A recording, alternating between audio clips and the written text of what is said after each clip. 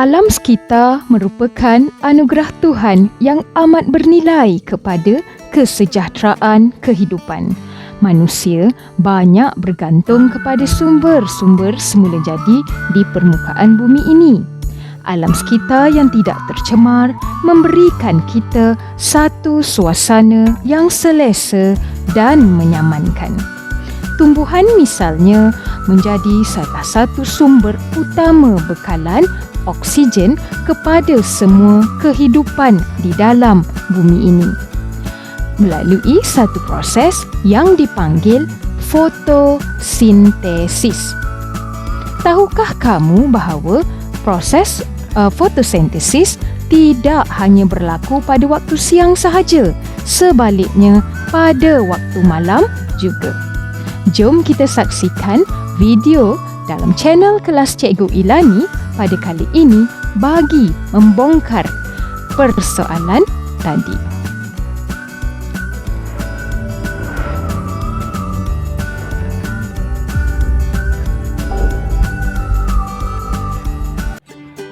Hai semua, saya Cikgu Ilani, Cikgu Biologi, Fizik dan Sains anda. Hari ini kita akan belajar subjek biologi berkaitan mekanisme fotosintesis. Baiklah, bab ini adalah di dalam bab 6 nutrisi. Okey, di bawah tajuk subtopik mekanisme fotosintesis. Terdapat 5 hasil pembelajaran yang perlu dicapai oleh murid. Yang pertama, murid dapat mengenal pasti bahagian kloroplas yang berkaitan dengan fotosintesis. Yang kedua, menerangkan tindak balas cahaya fotosintesis. Yang ketiga, menerangkan tindak balas gelap fotosintesis. Yang keempat, dapat membanding dan membezakan di antara tindak balas cahaya dan tindak balas gelap, serta dapat mengaitkan tindak balas cahaya dan tindak balas gelap, dan akhir sekali dapat menulis persamaan proses fotosintesis. Baiklah, kita mulakan dengan definisi fotosintesis. Okey, apa itu fotosintesis? Berasal daripada dua perkataan, so kita ada foto dan sintesis. Sintesis ini maksudnya menghasilkan suatu bahan baru, sementara foto ni adalah daripada foton, iaitu bermaksud cahaya. Maka boleh kita simpulkan bahawa fotosintesis ni adalah suatu proses mensintesis, proses menghasilkan suatu bahan baru dengan menggunakan cahaya matahari. Okey, jadi itu adalah definisi secara ringkas. Okey, apa definisi penuh fotosintesis? Dia adalah proses pembentukan sebatian organik daripada air. Okey, kita ada air, karbon dioksida, okey, dalam tisu berklorofil dengan menggunakan tenaga cahaya. Jadi, dia adalah proses pembentukan sebatian organik. Dalam kes ini adalah glukosa. Okey, proses pembentukan sebatian organik daripada air, karbon dioksida di dalam tisu berklorofil dengan bantuan cahaya. Okey, so ini adalah maksud definisi fotosintesis. Sekali lagi, fotosintesis ialah proses pembentukan sebatian organik daripada air, karbon dioksida dalam tisu berklorofil dengan menggunakan cahaya matahari. Okey? Okey, kita pergi yang seterusnya, iaitu di manakah proses fotosintesis ini berlaku. Okey, apabila matahari sampai ke bumi, dia akan sampai kepada tumbuhan, akan sampai kepada permukaan daun. Ini adalah struktur keratan rentas daun. Okey, klorofil terdapat banyak di dua bahagian, iaitu mesofil palisad, mesofil palisad dan juga mesofil berspan. Ini cikgu tulis mula. Ini bahagian atas adalah mesofil palisad, dan yang ada ruang-ruang udara ini adalah mesofil berspan.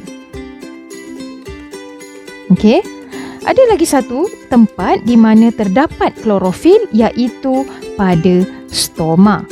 Sel pengawal, di tepi-tepi dia ada stoma. Jadi klorofil berada di 3 tempat, iaitu mesofil palisad, mesofil berspan dan stoma. Tetapi kebanyakan klorofil padat pada mesofil palisad. Sekarang kita akan pergi detail daripada mesofil palisad. Kita pergi lebih dalam, iaitu di dalam mesofil palisad terdapat banyak struktur kloroplas. Struktur kloroplas. What is it and what does it do? So ini adalah contoh struktur kloroplas. Struktur kloroplas dia adalah struktur dui membran. Apa maksud dui membran? Dui membran maksudnya dia terdiri daripada 2 lapisan. Iaitu lapisan membran luar dan membran dalam. Kita ada membran luar dan membran dalam, dan di dalamnya ada rupa seakan kepingan-kepingan. Ni cikgu lukiskan. Cikgu besarkan. Jadi kita nampak dia ada sekeping, dia macam kepingan-kepingan. Setiap kepingan ini kita panggil tilakoid. Ejaan bahasa Melayunya adalah, cikgu tulis di sini, tilakoid. Dan di dalam sesetengah buku dipanggil lamela. Lamela. Dua-dua pun boleh. Jadi tilakoid ni, kalau kita nak bayangkan, nak mudah faham, awak bayangkan dia seperti sekeping duit shilling. So sekeping duit shilling kita panggil tilakoid. Apabila duit shilling ini di-stackkan, kita tindih-tindih jadi satu baris. Ini kita panggil ni dia. Bila kita tindih-tindih duit shilling tadi, kita tindih, kita panggil dia granum. Kalau satu kita panggil tilakoid. Bila kita tindih-tindih, dia adalah cepe lepe. So kita tindih cepe lepe, dia dipanggil granum. Dan apabila granum ini, ni ada satu granum, sini ada satu granum lagi, sini ada satu granum lagi. Bila ada beberapa granum, sini ada satu lagi granum, dia dipanggil grana. Sekumpulan granum kita panggil grana. Grana ni plural, untuk granum. Jadi di manakah klorofil terdapat? Klorofil terdapat di dalam tilakoid ini. Dan tilakoid ataupun granum ini dia terbenam dalam gel bermatriks yang dipanggil matriks bergel yang disebut stroma. Jadi tilakoid ini dia terbenam dalam matriks bergel dipanggil stroma. Jika tindak balas cahaya berlaku di dalam tilakoid, maka tindak balas gelap berlaku di dalam stroma. Di dalam stroma juga terdapat enzim yang terlibat dalam tindak balas gelap, dan juga terdapat stroma ni, cikgu buat bintik-bintik, dan dalam stroma ni juga terdapat bintil kanji. terdapat butiran kanji di mana dia menyimpan hasil fotosintesis dan terdapat juga titisan lipid. Okey. Jadi ini adalah sedikit pengenalan berkenaan dengan kloroplas. Baiklah, kita akan sambung dengan dua mekanisme penting dalam fotosintesis, iaitu tindak balas cahaya dan kemudian cikgu akan terangkan dengan tindak balas gelap. Untuk penambahan sedikit info, tindak balas cahaya juga dipanggil fotolisis air dan tindak balas gelap dipanggil kitar Kelvin. Okey, ini fotolisis air dan tindak balas gelap juga dikenali sebagai kitar Kelvin. Okey, ni nama saintis yang menjalankan menemui eksperimen tindak balas gelap ni, iaitu Melvin Kelvin dan rakan-rakannya pada tahun 1950-an. Okey, jadi sekarang bersedia untuk memahami mekanisme fotosintesis iaitu tindak balas cahaya. Okey, tindak balas cahaya ini dia berlaku di dalam tilakoid pada waktu siang. Pada waktu siang sahaja. Tindak balas gelap, walaupun namanya tindak balas gelap, tetapi oleh kerana dia tidak memerlukan cahaya, tak apa kalau tak ada cahaya, dan tak apa kalau tak ada cahaya, maka dia boleh berlaku pada waktu siang atau malam. Jadi harap itu dapat menjawab persoalan di awal video tadi. Sekarang cikgu explain tentang tindak balas cahaya. Sekarang ada matahari. Pada waktu siang ada matahari. Jadi cahaya matahari akan sampai ke bumi. Bila cahaya matahari sampai ke bumi, ia akan sampai ke tumbuh-tumbuhan, sampai ke dalam daun, sampai ke mesofil palisat dan seterusnya masuk ke dalam kloroplas dan akhirnya ke dalam tilakoid. Di dalam tilakoid terdapat klorofil. Di dalam tilakoid terdapat klorofil. Satu fakta bio yang menarik, klorofil ni merupakan salah satu daripada pigmen fotosintesis. Walau bagaimanapun, terdapat juga pigmen fotosintesis yang lain seperti xanthofil. Dia berwarna kuning dan carotena berwarna oranye. Jadi cikgu sambung. Apabila ada matahari dah sampai kepada klorofil di dalam tilakoid tadi, apa yang berlaku? Klorofil ni akan memerangkap tenaga cahaya. Bila dia perangkap tenaga cahaya, dia dapat tenaga. Jadi apa yang berlaku adalah elektron molekul klorofil akan teruja. Dia dapat tenaga, dia excited. Dia get excited. Jadi dia pun excited sampai, sebab tenaga dia pun meningkat sampai satu tahap. Elektron tadi sebab tenaga dia sangat tinggi, dia akan meninggalkan molekul klorofil. Macam orang bercinta. Klorofil dengan elektron, dia bercinta berdua. Tiba-tiba tak semena-mena elektron ni tiba-tiba nampak orang lain. Jadi perempuan ni dia nampak ada lelaki lain. Jadi dia pun get excited dan lama-lama dia pun meninggalkan sang klorofil tadi. Jadi klorofil pun bila dia dah tak ada elektron, baru dia tentulah nak cari yang baru kan. Jadi dia pun aktif. Dia molekul klorofil yang aktif tadi, dia akan cari yang baru. So dia akan menarik elektron dari mana? Elektron dia dah hilang. Makwa lama dia dah hilang. Dia nak cari makwa baru, dia tarik. Dia perlu cari makwa baru, dia nak cari dari mana? Di sini dia akan menarik elektron daripada molekul air supaya dia kembali stabil. Jadi dalam tindak balas cahaya, okey, kita dah tahu tadi tentang fotolisis air. Dalam proses fotolisis air, okey, dia akan gunakan 24 molekul air akan dipecahkan, okey, menjadi 24 ion hidrogen H+ dan 24 ion hidroksil negatif. Okey.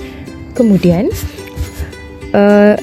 untuk jadi stabil ni, ion kan, dia nak jadi stabil, so dia akan menerima 24 elektron di mana dia menghasilkan 24 atom hidrogen. Okey. Dan 24 ion hidroksil tadi dia negatif, so dia tak suka, jadi dia akan buang. Okey, 24 elektron tadi dia akan menjadi 24, dia dah buang elektron dia 24 kumpulan hidroksil. Dan kemudiannya dia akan bertukar ni 24 ion kumpulan hidroksil, dia akan menjadi bahan yang berfaedah, iaitu air dan gas oksigen. Okey, jadi nak bagi dia seimbang 24O, okey, 24H, so kat sini 12 kali 2 24, 12 oksigen, so 6 kali 2 12. Okey, jadi dah seimbang. Maka dengan itu hasil akhir tindak balas cahaya adalah atom hidrogen, okey, yang akan dibawa masuk ke dalam sistem dalam tindak balas gelap. Okey, produk kedua adalah air dan gas oksigen. Okey, pada awal-awal tadi kita dah tahu terdapat elektron yang curang tadi kan, dia meninggalkan klorofil. Dia bila dia meninggalkan klorofil, dia pergi mana? Sebenarnya dia elektron tadi telah melalui satu laluan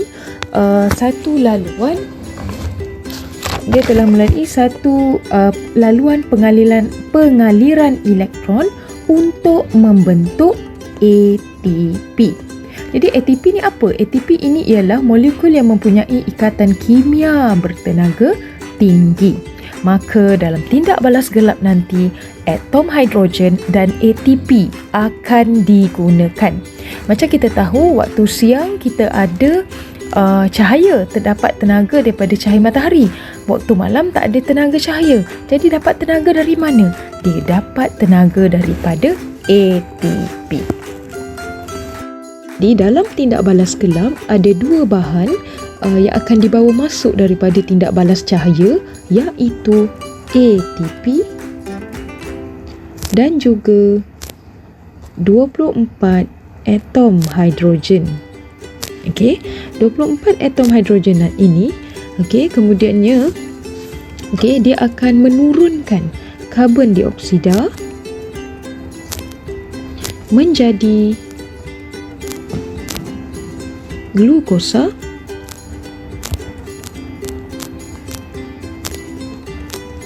dan air. Okey, jadi 24 hidrogen, so 24 hidrogen, sini dah ada ni 12, so ini 12 campur 12 24, karbon ada 6, so ini ada karbon 6. Okey, jadi kita dah seimbang. Okey, dan monomer glukosa ini tadi, okey, nanti dia akan terkondensasi. Kemudiannya dia akan terkondensasi membentuk molekul kanji. Dan kanji tadi akan disimpan dalam bentuk butiran kanji dalam stroma kloroplas. Okey, jadi tindak balas gelap ini berlaku di dalam stroma. Okey. Jadi tindak balas gelap, dia simple je lah, ini saja persamaannya. Dia berlaku di dalam stroma. Okey. Seterusnya dan akhir sekali, apa tindak balas keseluruhan fotosintesis? So dia adalah proses yang memerlukan air dan karbon dioksida, air pada waktu siang dan karbon dioksida di dalam tindak balas gelap, okey, dengan bantuan cahaya matahari dan juga klorofil dia akan menghasilkan molekul air, glukosa dan oksigen. Okey. Sebelum berakhir, ada satu lagi yang ingin cikgu bincangkan, iaitu perbandingan di antara tindak balas cahaya dan tindak balas gelap. Soalan peperiksaan selanjutnya boleh tanya untuk awak membandingkan. Ingat, kalau soalan membandingkan, awak kena beri persamaan dan perbezaan. Okey, jadi persamaannya, tindak balas cahaya dan tindak balas gelap dia berlaku di dalam daun, dan kedua-dua tindak balas ini menghasilkan air. Manakala bagi perbezaannya, tindak balas cahaya dia memerlukan cahaya, tindak balas gelap tidak memerlukan cahaya. Boleh awak maklumkan tindak balas cahaya berlaku pada waktu siang dan tindak balas gelap boleh berlaku sama ada siang atau malam. Okey.